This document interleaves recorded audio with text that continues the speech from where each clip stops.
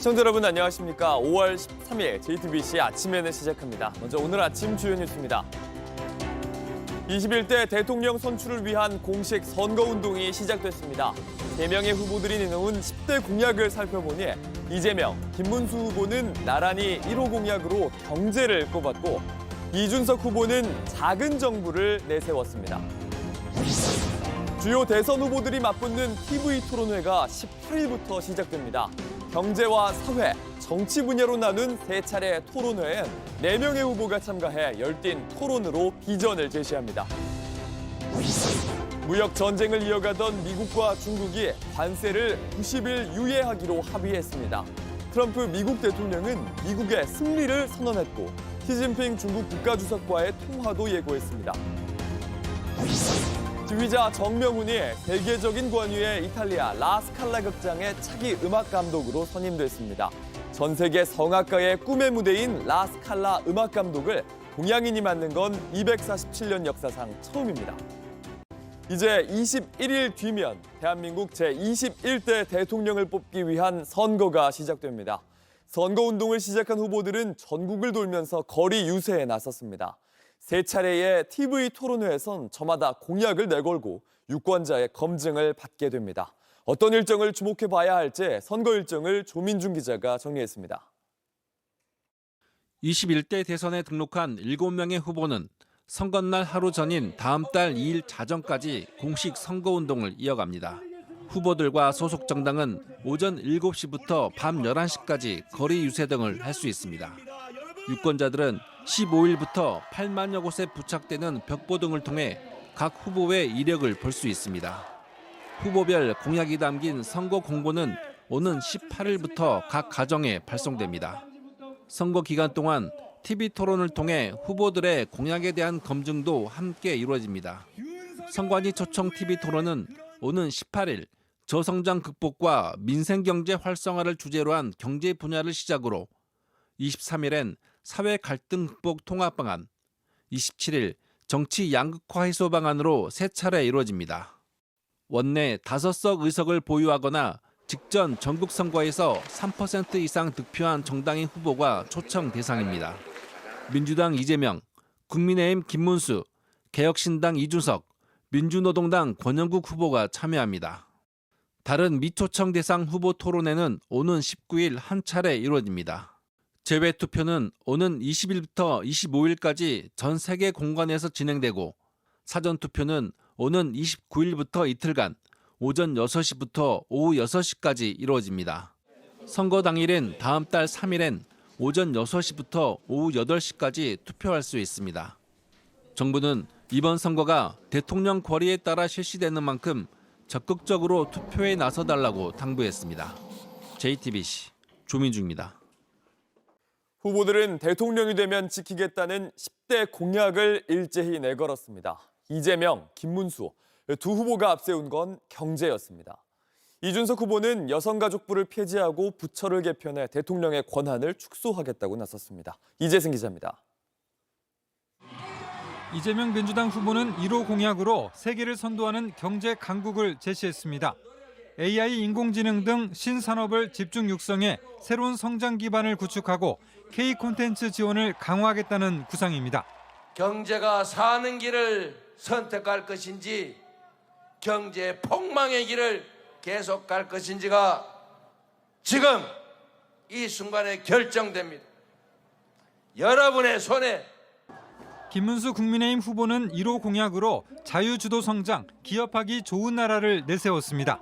제가 대통령이 되면 세계 좋은 기업이 전부 한국에 와서 투자하고 세계 최고 연구소를 우리 대한민국에 다 만들고. 두 후보 모두 침체된 경제 회복을 가장 먼저 챙기겠다고 했지만 접근 방식에선 차이를 보였습니다.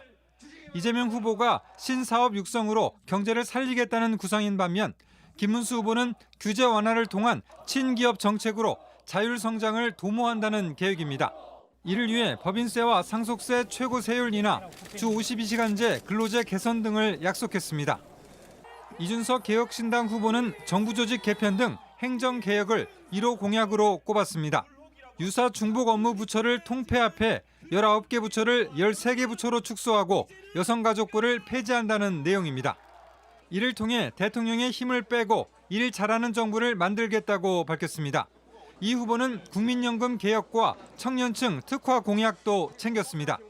장교로 복무하거나 간부로 보상하는 공무원 분들한테는 그 복무한 기간만큼 대학 등록금을 공립대 기준으로 저희가 전액 지원한다라는 저희가 그 안을 낸 거거든요.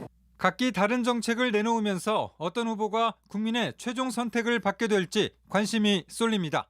JTBC 이재승입니다. 윤석열 전 대통령이 출석한 내란 우두머리 혐의 재판에선 계엄 당시 국회에 출동했던 군인들이 증인으로 나왔습니다. 윤 전 대통령이 총을 쏴서라도 문을 부수고 들어가라.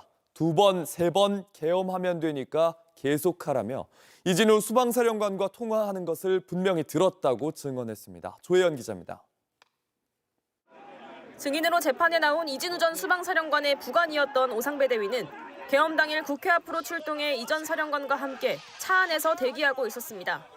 오 대위는 사령관이 대통령님이라면서 전화를 받는 걸 들었고 매체에서 들었던 목소리와 같아 알아들을 수 있었다며 휴대전화 너머로 들은 4번의 통화 내용을 밝혔습니다. 오 대위는 본회의장에 들어가 4명이서 1명씩 들쳐업고 나와라. 총을 쏴서라도 문을 부수고 들어가라는 대통령의 말을 들었다고 증언했습니다. 바로 대답하지 않자 대통령이 계속 답을 강요하듯 물었고 사령관이 작은 목소리로 예라고 대답했다고 구체적인 상황도 설명했습니다. 4번째로 걸려온 윤 전 대통령의 전화에선 의결했다고 하는데 190명 맞는지 확인 안 되니 계속하라. 2번, 3번 계엄하면 되니까 계속하라는 말을 들었다고 기억했습니다. 그러면서 처음엔 현직 대통령에 대한 진술을 하는 게 두려웠지만 국회의원 체포 지시를 부인하는 석동현 변호사의 기자회견을 보고 마음을 바꿨다고 밝혔습니다. 대통령이 체포 채자도 얘기한 적도 없을 뿐만 아니라 오 대위는 이 기자회견 다음 날에 모든 통화 내용을 검찰에 진술했습니다. 오 대위는 대통령이 부하를 버렸다고 느꼈다며 진실을 밝히는 데 도움이 되고자 진술했다고 말했습니다. 윤 전 대통령 변호인은 왜 이전 사령관이 받은 다른 전화 내용들은 기억하지 못하냐고 물으며 오 대위 증언의 신빙성을 공격하는 데 집중했습니다. 오 대위는 대통령과 통화는 처음 들어서 특별히 기억에 남은 것 같다며 기억나는 대로 진술한 것뿐이라고 밝혔습니다. JTBC 조혜연입니다. 검찰이 김건희 여사의 도이치모터스 주가 조작 의혹을 재수사하기 위해 전담 수사팀을 꾸린 걸로 확인됐습니다. 서울중앙지검에서의 무혐의 처분 이후 7개월. 당시 사건을 수사하다 손을 떼야 했던 검사들도 수사팀에 합류했습니다. 박병현 기자입니다. 도이치모터스 주가 조작 의혹을 다시 수사하는 서울고검은 지난주 연휴가 끝난 직후 검사들을 파견받아 전담팀을 꾸렸습니다. 사건을 배당받은 서울고검 검사에 더해 파견 등의 방식으로 부장검사와 평검사 등 검사 3명을 추가로 합류시켰습니다. 서울중앙지검이 김건희 여사를 무혐의 처분한 지 7개월 만에 본격적으로 재수사에 나선 겁니다. 특히 수사팀에 합류한 검사 중엔 2021년 서울중앙지검에서 도이치모터스 주가 조작 사건을 수사했던 한문혁 부장검사도 포함됐습니다. 한 부장검사가 수사할 때 수사팀은 김 여사가 BP 패밀리였다는 주포의 진술과 김 여사만 빠지는 이라는 내용이 담긴 주포의 편지 등을 확보했습니다. 또 김 여사가 도이치모터스 주식 거래로 13억여 원의 이익을 봤다는 한국거래소의 심리분석 결과도 당시 한 부장검사가 검토했습니다. 하지만 2022년 윤석열 정부 출범 이후 검찰 인사에 따라 한 부장검사는 도이치모터스 주가 조작 사건 수사에서 멀어졌습니다. 지난달 25일 서울고검이 재수사를 결정한 이후 검찰 안에선 한 부장검사가 수사를 해야 한다는 목소리가 강했던 것으로 파악됐습니다. 전담팀엔 당시 한 부장검사와 함께 수사했던 평검사도 합류한 것으로 확인됐습니다. 이미 김 여사 관련 수사 경험이 있는 검사들을 중심으로 전담팀을 꾸린 만큼 자료 검토와 추가 증거 확보 등 김 여사를 향한 재수사가 속도를 낼 것으로 보입니다. JTBC 박병현입니다. 트럼프 미국 대통령이 카타르 왕실로부터 대통령 전용기를 선물받을 예정입니다. 그런데 이 비행기가 트럼프를 위한 사적인 선물이란 논란에 휩싸였습니다. 이번 주 중동 순방에 나선 트럼프 미국 대통령에게 카타르 왕실이 보잉 747-8 비행기를 미국 정부에 선물할 계획이란 소식이 전해졌습니다. 뉴욕타임즈에 따르면 하늘 위의 궁전이라고 불리는 이 비행기 약 4억 달러, 우리 돈 5,610억 원입니다. 트럼프는 이 비행기를 대통령 전용기인 에어포스 원으로 삼겠다고 했습니다. And others, we keep them safe. If it wasn't for us, they probably wouldn't exist right now. And I think this was just a gesture of good faith. Do you plan to use the plane after you leave office? No, I don't. No, it would go directly to the library after I leave office. I wouldn't. ABC 뉴스 등은 아직 지어지지도 않은 트럼프 기념관으로 갈 거라는 선물이 합법인지 의문을 제기합니다. 카타르가 뭘 약속받았는지 알 수가 없다는 겁니다. 미국 민주당에서도 뻔뻔스러운 부패라고 공격했는데요. 트럼프는 소셜미디어에 직접 민주당이 선물에 대해 최고가로 값을 치러야 한다고 하는데 세계적인 패배자들이다 이렇게 비난했습니다. It's not a gift to me. It's a gift to the Department of Defense. And you should know better because you've been embarrassed enough, and so has your network. Your network is a disaster. ABC is a disaster. 마크롱 프랑스 대통령이 유럽 정상들과 만나는 자리에서 마약을 숨겼다는 황당한 소식이 전해졌습니다. 엘리제궁이 직접 해명했습니다. And suddenly they look around and start moving things quickly, furtively trying to hide them. And when you zoom in, it looks like a little cocaine spoon, a little paper of cocaine. 지난 9일 우크라이나로 향하는 기차에 탄 프랑스, 영국, 독일 정상들의 모습입니다. 한 미국인 음모론자가 제기한 황당한 음모론, 소셜미디어를 타고 2,800만 넘는 조회수를 올렸습니다. 진짜 마약이든 그저 쓰레기였든 파헤치지 않는 언론이 문제라면서 정치인들에게 약물 검사를 해야 한다고 주장했습니다. 엘리제궁 즉각 가짜 뉴스라고 해명했습니다.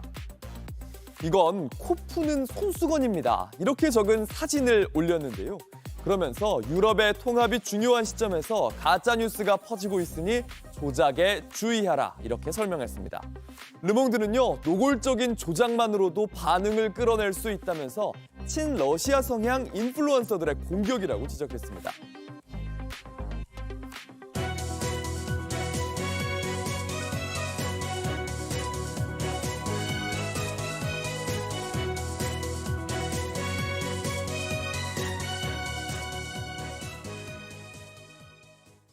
미국과 중국이 90일 동안 무역전쟁의 휴전을 선언했습니다. 서로 부과한 관세를 90일 동안 유예하기로 한 건데요. 트럼프 미국 대통령은 중국과의 관계를 완전히 재설정했다고 주장했습니다. 하지만 어디까지나 유예 조치, 갈등의 불씨는 남아 있습니다. 워싱턴 정강현 특파원입니다. 트럼프 대통령은 미중 간 무역 합의에 대해 완전한 재설정이라고 강조했습니다. In addition, yesterday we achieved a total reset with China after productive talks in Geneva. 또 중국이 시장을 완전히 열었다며 결과적으로 미국이 더 큰 이익을 봤다는 취지로도 주장했습니다. And they've agreed to open China, fully open China. And I think it's going to be fantastic for China. I think it's going to be fantastic for us. And 전날 합의한 대로 앞으로 90일간 미국이 중국에 부과한 관세는 145%에서 30%로 중국의 보복성 관세는 125%에서 10%로 각각 낮아졌습니다. 양국 모두 사실상 중단된 무역을 재개해야 한다는 데 뜻을 모은 결과로 풀이됩니다. 일단 시장 반응은 긍정적입니다. 나스닥 지수가 4.35% 급등하는 등 미국 뉴욕 주요 증시는 일제히 상승했습니다. 하지만 여전히 불안 요소는 남아 있습니다. 중국은 히토류 수출 통제 철폐 등 미국이 요구한 핵심 사안은 공동 성명에서 뺐습니다. 또 미국이 중국에 부과한 이른바 펜타닐 관세 20%도 여전히 남아있는 만큼 추가 협상에서 쟁점으로 떠오를 가능성이 큽니다. 실제 미국 월가에선 단기적인 투자 우려는 완화됐지만 잠재적인 미중 간 무역 전쟁의 불확실성은 여전히 계속되고 있다는 지적이 잇따랐습니다. 트럼프 대통령 역시 추가 협상에 실패하면 중국에 대한 관세가 다시 오를 수도 있다는 경고를 덧붙였습니다. no, but they would go up substantially higher. But they can go. They got very high. 워싱턴에서 JTBC 정강현입니다. 새 교황 레오 14세가 전 세계 언론들과 첫 공식 기자회견을 가졌습니다. 전쟁을 끝내기 위한 언론의 역할을 당부한 교황, 한결같이 평화를 강조했습니다. 편견과 증오를 불러오는 말에 아니요 이렇게 답해달라 부탁했습니다. 신진 기자입니다. 우레 같은 박수를 받으며 등장한 제267대 교황 레오 14세. 박수가 그칠 기미가 안 보이자 미소와 손짓으로 화답합니다. 이태리어와 영어를 섞어 아침 인사를 건넸고 Buongiorno e good morning. 가벼운 농담으로 운을 뗐습니다. They say when they clap at the beginning, it doesn't matter much. If you're still awake at the end and you still want to applaud, thank you very much. 현지 시간 12일 교황 레오 14세가 전 세계 언론인 1000여 명을 만났습니다. 취임 뒤 첫 기자회견입니다. 교황이 이날 강조한 것은 평화였습니다. 평화를 지키기 위해 언론인들의 소통 방식이 중요하다고 강조했습니다. Dobbiamo dire no alla guerra delle parole, delle immagini. Dobbiamo respingere il paradigma della guerra. 편견과 증오에서 벗어나 약자의 목소리에 귀를 기울이고 공격적인 언어를 쓰지 말아야 한다고 당부했습니다. 언론의 자유를 강조하며 투옥된 언론인들의 석방을 촉구하기도 했습니다. 교황은 지난 주말 첫 기도에서도 전쟁을 멈춰달라고 호소한 바 있습니다. Come più volte ha affermato Papa Francesco, mi rivolgo anch'io ai grandi del mondo, ripetendo l'appello sempre attuale. Mai più la guerra. 인공지능을 비롯해 급변하는 세상에 대한 당부도 나왔습니다. AI가 모든 사람의 이익이 되려면 책임과 분별력이 필요하다는 겁니다. 10여 분간 연설을 마친 교황은 단상 아래로 내려가 언론인들과 손을 잡고 이야기를 나눴습니다. JTBC 신진입니다. 지휘자 정명훈이 세계적인 권위의 이탈리아 밀라노 라스칼라 극장의 음악 감독에 선임됐습니다. 라스칼라 극장은 현 음악 감독인 거장 리카르도 샤이의 뒤를 이어 정 지휘자가 2027년부터 음악 감독직을 수행한다고 밝혔습니다. 전 세계 성악가들의 꿈의 무대로 불리는 라스칼라 극장에 동양인을 음악 감독으로 선임한 건 247년 역사상 처음입니다. 여름이 머지 않았는데 요즘 냉면 한 그릇 값이 16,000원입니다. 안 오른 점심 메뉴를 찾기가 어렵다지만 대표 보양식인 삼계탕 2만 원을 거뜬히 넘습니다. 박소영 기자입니다. 더위가 찾아오면 떠오르는 맛 가운데 하나인 시원하고 슴슴한 평양냉면. 이곳 물냉면 한 그릇 가격은 16,000원입니다. 서울 유명 평양냉면 맛집이라 꼽히는 다른 곳들도 가격은 비슷합니다. 주 재료인 메밀 가격이 1kg당 3,200원대로 지난해보다 10% 가까이 떨어졌는데 일부는 물냉면 가격을 1,000원가량 올렸습니다. 곁들여 먹을 다른 음식까지 추가하면 몇만 원은 거뜬히 넘습니다.